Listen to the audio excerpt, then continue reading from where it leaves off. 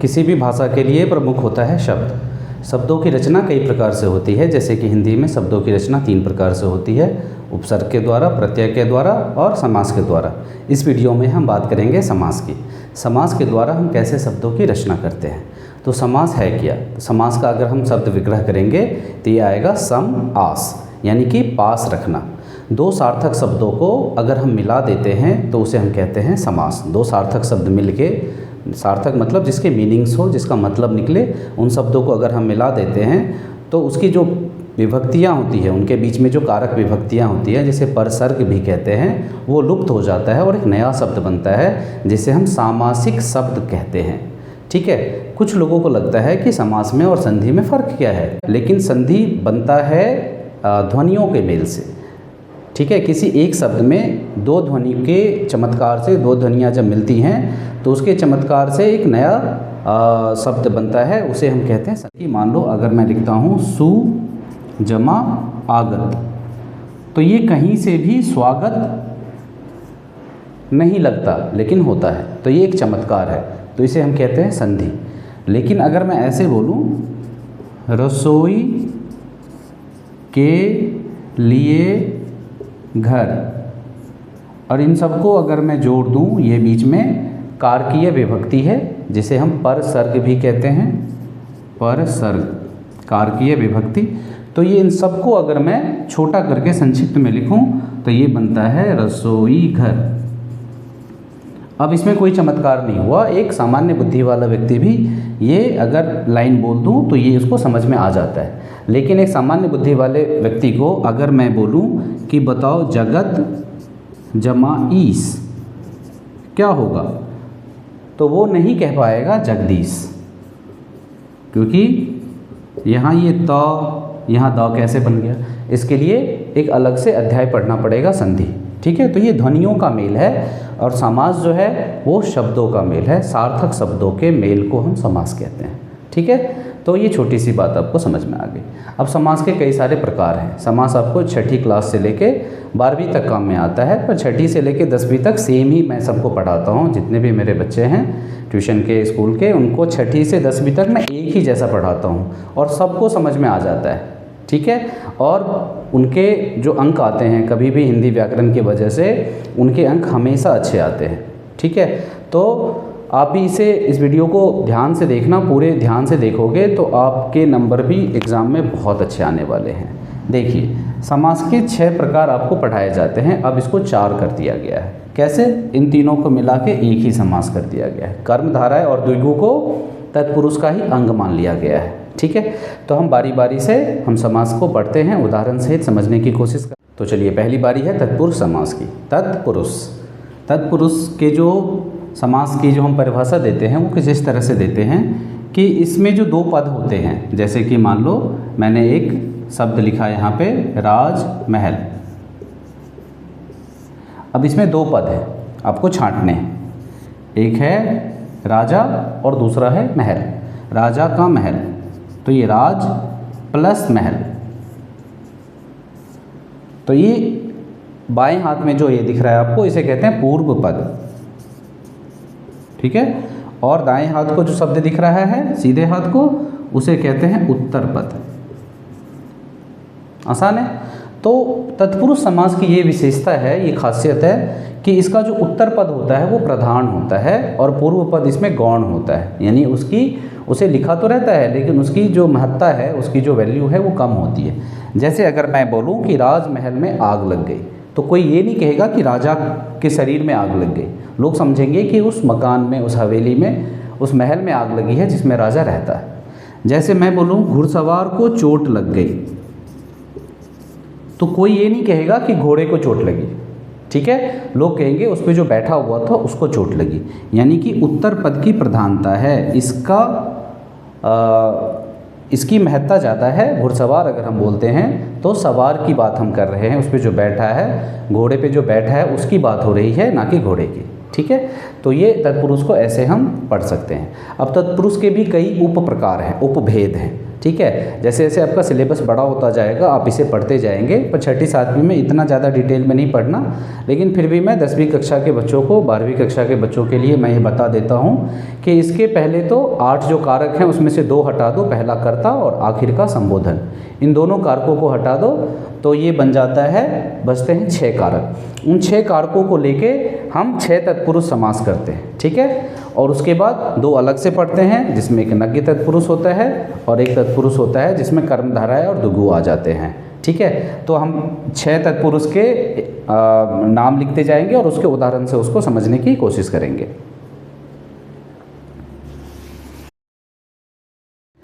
तो चलिए, ये वो तत्पुरुष हैं जो कि कारकीय विभक्ति इनके बीच में रहती है, फिर उसको हम लुप्त कर देते हैं और एक शब्द बन जाता है। जैसे कि कर्म तत्पुरुष, मैंने पहले बताया था, कर्ता और संबोधन को हटा के जो 6 बचते हैं उन 6 के नाम मैंने लिखे हैं और एक एक करके उदाहरण मैं आपको समझाता हूँ। जैसे कर्म तत्पुरुष, कर्म का पहचान होता है, कर्म की जो कारकीय विभक्ति होती है वो होती है को। तो जेब कतरा, यानी जेब को कतरा, जेब को कतरने वाला। ग्राम गत, गांव को गया हुआ, ग्राम को गया हुआ, तो इसमें को लगा है तो ये कर्म तत्पुरुष हो गया। कर्म में होता है से का मतलब युक्त, किसी चीज़ से युक्त, जैसे चाकू से काटा, ठीक है। तो रेखांकित, रेखा से अंकित।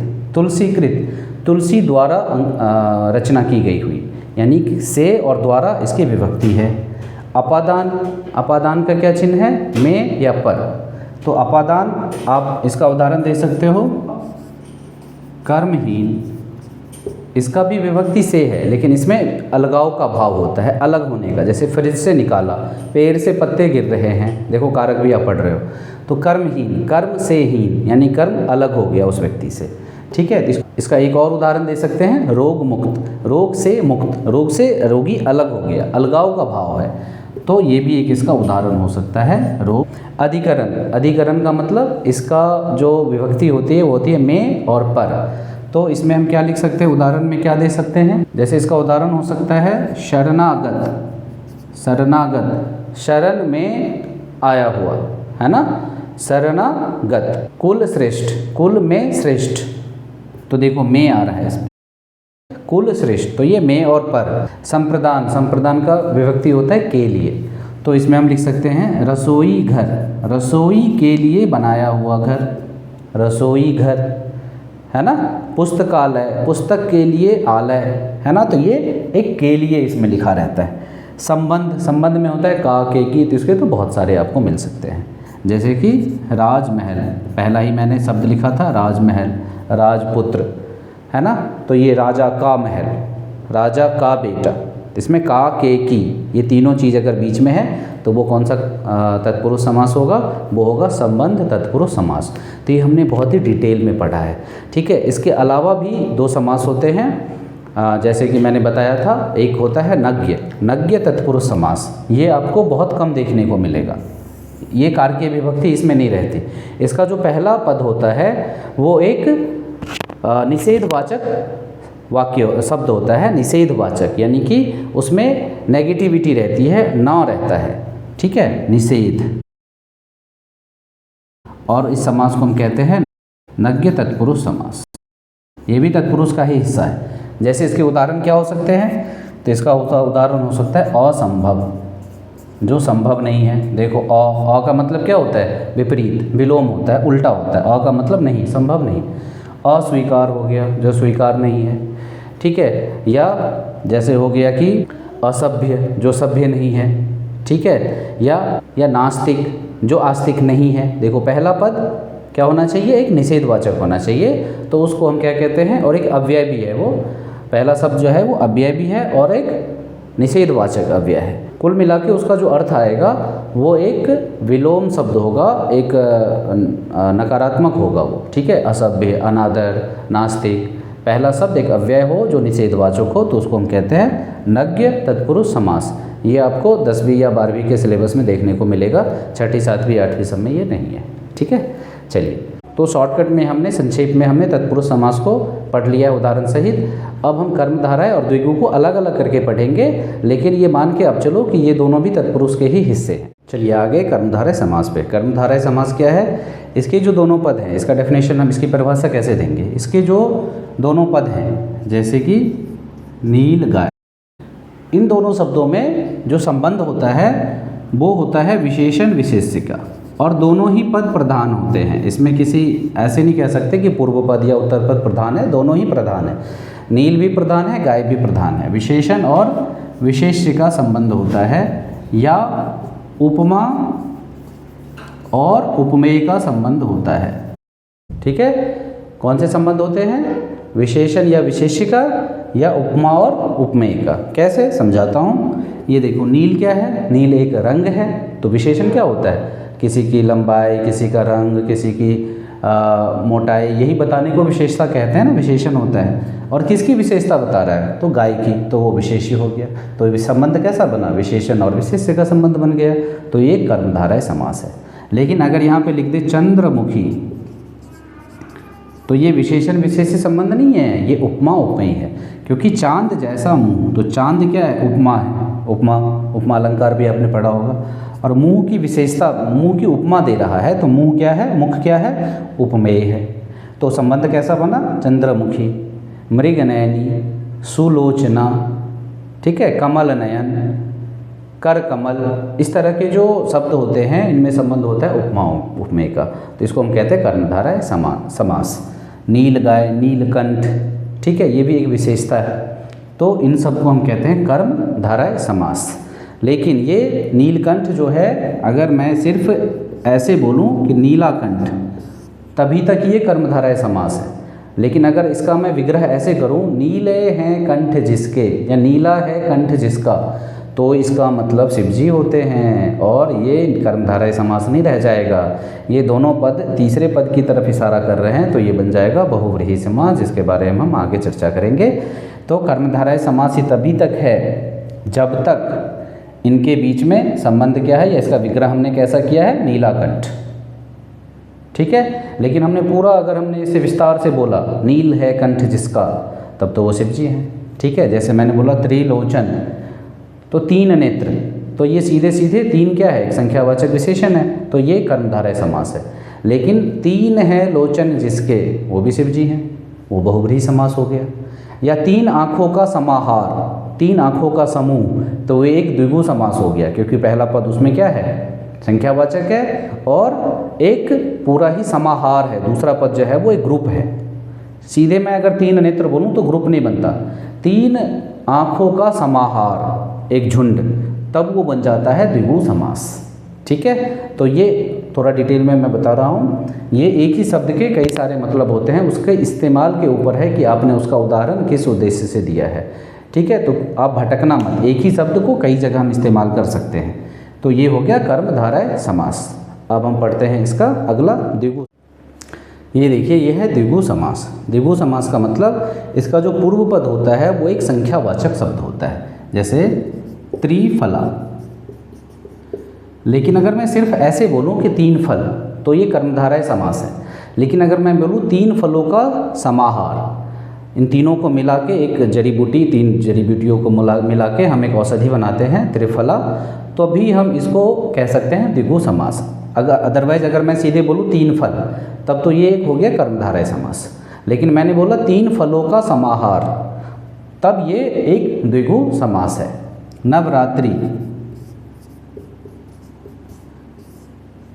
नवरात्रों का एक समाहार। एक त्यौहार होता है ना, नवरात्र, हम क्या करते हैं? मैया की पूजा करते हैं, अर्चना करते हैं 9 दिनों। सीधे मैं बोलूँ नवरात्र, तो कोई सी भी नवरात्र हो सकते हैं, तब वो कर्मधारय समास हो जाएगा। लेकिन मैं बोलूँ नवरात्रि का समाहार, एक ग्रुप, झुंड, समूह, तब जाके वो द्विगु समास हो गया। तो ये बच्चे नहीं समझ पाते, कई बार इसमें उनको कन्फ्यूजन रहती है। ठीक है, तो द्विगु समास कर्मधारय हो जाता है अगर उसको हमने समूह के रूप में, दूसरे पद को जो उत्तर पद होता है, इसको समूह के रूप में, रात्रि से सिर्फ रात्रि नहीं, तो नवरात्रियों का समाहार, एक लाइन से नवरात्रि, खास नवरात्रियाँ लगातार, तब हम वो उसको काउंट करेंगे, उसको मानेंगे द्विगु समास, वरना वो बन जाएगा कर्मधारय समास। ठीक है, ये फर्क भी करना आपको आना चाहिए। ठीक है, तो ये त्रिफला, नवरात्रि, ठीक है, दशानन, ये सब क्या हो गया? द्विगु समास। लेकिन अगर मैं बोलूँ दशानन, तो सीधे अगर मैं बोलूँ 10 सिर का, 10 सरों का समाहार, तो ये द्विगु है। लेकिन 10 हैं सिर जिसके, ऐसा बोल दूँ, तो फिर ही हो वाला रावण हो जाएगा, लंकापति रावण। तो ये रावण की तरफ इशारा करेगा तीसरे पद की तरफ, तो ये बहुव्रीहि समास हो जाएगा। ठीक है, तो ये द्विगु में और बहुव्रीहि में संबंध भी है और ये अंतर भी है दोनों में कि आप इनका अंतर कैसे करोगे। तो इसके विग्रह के ऊपर निर्भर करता है कि ये द्विगु है या बहुव्रीहि है। 10 सिर का समाहार, तो दशानन एक द्विगु समास है, लेकिन 10 हैं सिर जिसके, तो ये बहुव्रीहि समास है। जैसे त्रिलोचन बताया था मैंने, 3 नेत्रों का समाहार द्विगु समास है, 3 है नेत्र जिसके, ये बहुव्रीहि समास हो गया। तो ये ध्यान से देखना, नहीं तो ये गड़बड़ हो जाएगी। द्विगु समास के बाद हम चलते हैं द्वंद्व समास की ओर। अच्छा, इसे पढ़ते कैसे हैं? द्वंद्व नहीं पढ़ते, इसे द्वंद्व पढ़ते हैं। द्वंद्व मतलब तो युद्ध होता है, ये युद्ध नहीं है, ये द्वंद्व है। तो द्वंद्व समास के बीच में जो सबसे पहचानने का इसका आसान तरीका है कि इनके बीच में जो विभक्ति नहीं होती, इसके बीच में समुच्चय बोधक अव्यय होते हैं, या, तथा, और। ये 3 समुच्चय बोधक होते हैं, कंजंक्शन जिसे कहते हैं। जैसे अगर मैं बोलूँ दिन रात या रात दिन, इनके बीच में डैश लगा देते हैं बस, तो दिन और रात। ठीक है, माता पिता, माता और पिता, दाल रोटी, दाल और रोटी, पति पत्नी, पति और पत्नी, जीवन मरण, जीवन और मरण। इनके बीच में बस ये क्या दिखेगा आपको? एक चिन्ह दिखेगा, जिसको हम क्या कहते हैं? तोड़ेंगे तो इन तीनों में से कुछ आएगा। इसे बोलते हैं समुच्चय बोधक अव्यय। एक कंजंक्शन होता है बीच में और ये बन जाता है 2 शब्दों का एक समास। ठीक है, 2 शब्दों का एक शॉर्टकट। तो ये बन गया द्वंद्व। इसे पहचानना सबसे आसान है, लेकिन इसका उच्चारण ध्यान से करना। ये द्वंद्व है, द्वंद्व समास नहीं है। चलिए, एक बहुत ही महत्वपूर्ण समास पे आगे, अव्ययी भाव। इसको पहचानने में भी बच्चे गलती करते हैं। बहुत ही आसान है इसको पहचानना। पहला शब्द जो है, पूर्व पद जो है, वो क्या होता है? वो प्रधान भी होता है और वो एक अव्यय होता है। अव्यय का मतलब क्या होता है? अविकारी शब्द होता है ये। अब अविकारी क्या होता है भाई? जिसमें विकार ना आए। जैसे कि अगर मैंने लिखा खाना, तो ये खाना शब्द बदलता रहता है। मैं खाता हूँ, वह खाती है, हमने खाया, हम खाएंगे। तो लिंग के आधार पे या काल के आधार पे, कर्ता के आधार पे ये बदल जाता है। इसको विकारी कहते हैं। विकार आ सकता है इसमें बदलाव आ सकता है। It can be changed. लेकिन अव्यय नहीं बदलता। जैसे कि यथा, यथा का मतलब के अनुसार, ये बदलेगा ही नहीं। इसे तुम कुछ भी कर लो, ये वैसे ही रहेगा। यथाशक्ति, हमने यथाशक्ति किया। भूतकाल, वर्तमान काल हम यथाशक्ति करते हैं। भविष्यकाल हम यथाशक्ति करेंगे। कहाँ बदल रहा है? यथाशक्ति ही आ रहा है हर बार। एक वचन में भी मैंने यथाशक्ति किया, उन लोगों ने यथाशक्ति किया, सब ने यथाशक्ति किया। यानी कि अगर मैं कर्ता बदल दूँ, वचन बदल दूँ, लिंग बदल दूँ, काल बदल दूँ, ये नहीं बदल रहा। इसको क्या कहते हैं? अव्यय, अविकारी। और ये अकेला नहीं रहता, इसका अकेला कोई अर्थ नहीं निकलता। तो ये चिपका रहता है यथाशक्ति या यथोचित। ये क्या है? ये अव्ययी भाव समास है और इसमें पूर्व पद जो होता है वो प्रधान होता है। इसको पहचानना बहुत ही आसान होता है। जैसे कि दिनों दिन, है ना, भरपूर, भरपूर, पूरा भरा हुआ। तो ये भर क्या है? एक अव्यय है।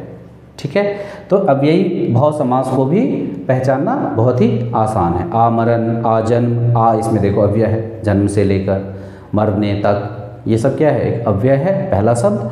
और ये अविकारी होता है, ये बदलता नहीं। अविकारी तो कह देते हैं लेकिन समझाते नहीं है कि विकारी अविकारी है क्या। तो आपने यहाँ पे देखा कि विकारी अविकारी में भी एक साथ ही समास के चक्कर में आप और भी बहुत सारी चीज़ें पढ़ रहे हो। जैसे अभी आपने कारक पढ़ा, अभी आपने इसके अविकारी विकारी भी पढ़ लिया। अब हम इसका आखिरी समास देखेंगे, बहुव्रीहि समास, जो भी आपने इसे पीछे पढ़ ही लिया एक तरह से, फिर भी थोड़ा। ये बहुव्रीहि समास, उच्चारण ध्यान से देखना। व्रीहि, बड़ी की मात्रा और छोटी की मात्रा बोलने में भी ध्यान से। व्रीहि, ही धीरे से, व्री तेज से। और ये बहुव्रीहि समास होता क्या है? इसके जो दोनों पद होते हैं, जैसे अभी उदाहरण दिया था मैंने नीलकंठ, ये दोनों ही पद गौण होते हैं। गौण मतलब ये इनकी कोई वैल्यू नहीं रहती। ये दोनों पद मिलकर किसी तीसरे पद की तरफ इशारा करते हैं। जैसे कि ये दोनों पद क्या इशारा कर रहे हैं? शिव जी। कोई भी नीला कंठ वाला नीलकंठ नहीं कहला सकता। ठीक है, भोले बाबा को ही हम कहते हैं नीलकंठ। जैसे गजानन, हाथी का आनन, हाथी का सिर है जिसका, ठीक है, कोई भी हाथी का सिर लगा लेगा वो गजानन नहीं कहलाएगा। गजानन किनको हम कहते हैं? तो श्री गणेश जी को कहते हैं, ठीक है। तो दशानन, अभी मैंने एग्जाम्पल बताया था, उदाहरण पीछे दिया था, दशानन विग्रह के ऊपर है। अगर मैं सीधे बोलूं कि दशानन 10 आनन का समाहार, तो वह द्विगु समास बन जाएगा, या 10 आनन तो एक कर्मधारय समास बन जाएगा। लेकिन अगर मैं बोलूं 10 हैं आनन जिसके, गज जैसा आनन है जिसका, है ना, 3 भुजा है जिस 3 नेत्र हैं जिसके, 4 भुजा हैं जिसकी, चतुर्भुज विष्णु जी को, जिनके हाथ में चक्र है, चक्रपाणी, तो ये सब एक विशेष अर्थ लेते हैं। पंकज, कीचड़ में जन्मा हुआ, कीचड़ में हजारों चीज़ें जन्मती हैं, सबको पंकज नहीं कहते, सिर्फ कमल के फूल को कहते हैं, ठीक है। तो पंकज, सुलोचना एक खास स्त्री, गजानन एक खास देवता, चतुर्भुज एक खास देवता, है ना, चतुर्मुख ब्रह्मा जी को कहते हैं। तो ये सब एक बहुव्रीहि समास है जिसमें दोनों पद गौण हो जाते हैं, तीसरे पद की तरफ इशारा होता है। जैसे कि आपने रूढ़ यौगिक योग रूढ़ पढ़ा था, उसमें भी योग रूढ़ कुछ ऐसा ही था, है ना। व्याकरण जो है वो आपस में एक दूसरे से लिंक रहता है। एक चैप्टर आप जब तक एक अध्याय ठीक से नहीं पढ़ोगे, अगले अध्याय में आपको दिक्कत आ जाती है, और है ये बहुत आसान। इसके आगे भी और भी अध्याय पढ़ने के लिए हमारे इस चैनल को सब्सक्राइब कीजिए, हमें लाइक कीजिए, हमारे चैनल को शेयर कीजिए दोस्तों के साथ, और कमेंट करके ज़रूर बताइए कि ये वीडियो आपको कैसी लगी, कहाँ पे सुधार हो सकता है, कहाँ पे हम और काम कर सकते हैं। Thank you very much.